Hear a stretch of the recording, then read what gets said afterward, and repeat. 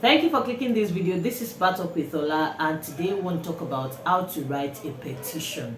How to write a petition. Two announcements. The first is that we are now on Instagram as BTW Everyday. So please give us a follow on Instagram and tell a friend to give us a follow. That's where we want to discuss law more, and I want to share, teasers of our new videos. We want to give law tips, legal tips, and we want to take the conversation further from YouTube. So it's going to be working hand in hand, the YouTube and the Instagram. So give us a follow, BTW Everyday. Thank you very much. Still under construction when you get there, but we are building something magnificent, and you'll be glad that you joined in very early. The second thing is, if you're mailing me from Battle with Ola on YouTube at houseoflivingstones@gmail.com, I implore you to please add your email. Please give your email a proper heading. If you're making an inquiry, say inquiry Battle with Ola. If you want to discuss a video, for instance, you could say trial within trial Battle with Ola, so I know where you're coming from, so that I don't keep wondering, oh, did I have a conversation with this person before? Why are they saying this to me, and how do I loop into this ongoing conversation? Please let me know that you're from Battle with Ola, so that I know where to pick it up from. Thank you very much. A petition is an appeal that you make to a higher authority to look into a wrong that's been done against you, with the aim of getting redress and calling the wrongdoer to order. Usually you write a petition to a higher authority that controls the wrongdoer, or that maybe both you and the wrongdoer, or just the wrongdoer, is bound by. You write a petition when the wrong has been committed. Sometimes you can write it in anticipation of the wrong, as opposed to lawsuits that can only be filed when the wrong has been committed. You know that from our last video where we talked about things to consider before you file an action. Please watch that video. But a petition can be written even before the wrong has been committed, or after the wrong has been committed, or when the wrong is being committed. So you can file a petition at any point. And of course, you can write a petition yourself, or you could get a lawyer to write it for you. I'll always say that it's safer to get a lawyer to write it for you, so that they cover all the bases. You write the petition, you submit it at the appropriate quarter. So I think we've talked about who can write a petition. You, if you've been wronged, you can write a petition. If you're anticipating a wrong, you can write a petition. We've talked about when you can write a petition, where you write a petition to, where you file a petition, where you submit the petition to, and why you write a petition: to seek the stoppage of the wrongdoing and redress for the wrong that's been committed against you, and to call the wrongdoer to order. Now let's talk about the how. We've talked about the WH question as usual, if you notice. So how do you write a petition? Let's look at it from the perspective of a lawyer that wants to write a petition for a client, and laymen and law students can also loop in, and I believe everyone will get value. So if a lawyer, you want to write a petition, the first thing is to interview your client. Client interview is very important. Interview your client, get all the facts straight. And if you're a client, make sure you disclose everything to your lawyer. If you're writing it yourself, of course, you don't need to disclose to anyone. You already know what you want to write about.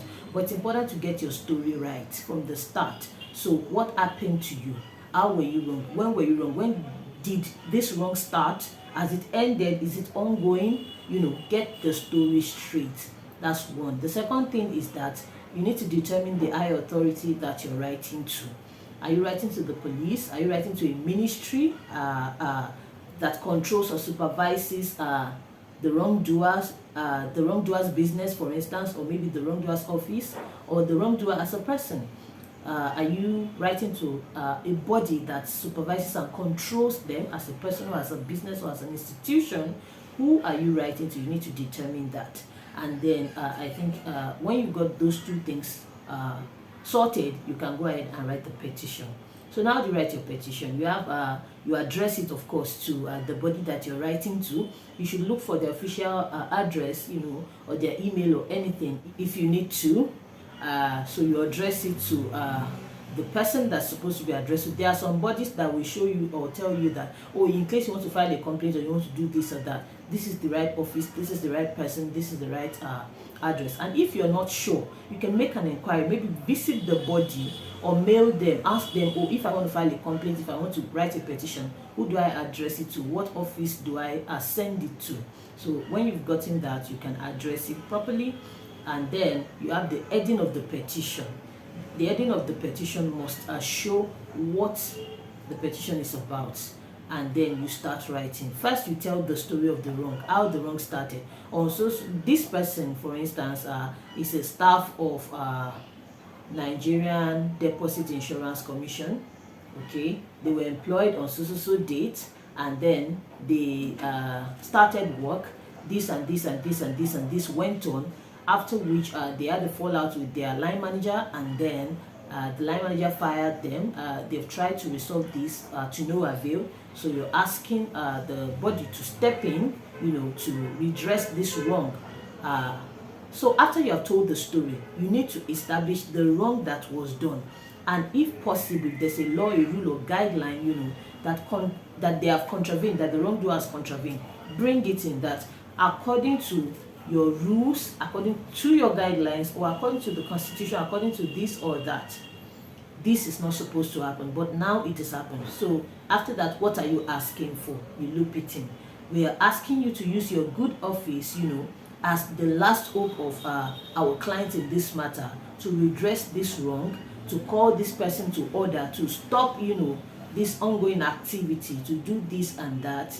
And then you say that we are thankful for your cooperation, we anticipate expedited action, we are grateful, we are this and that. You salute them, and then you end your petition, and you do yours faithfully, your name, your role.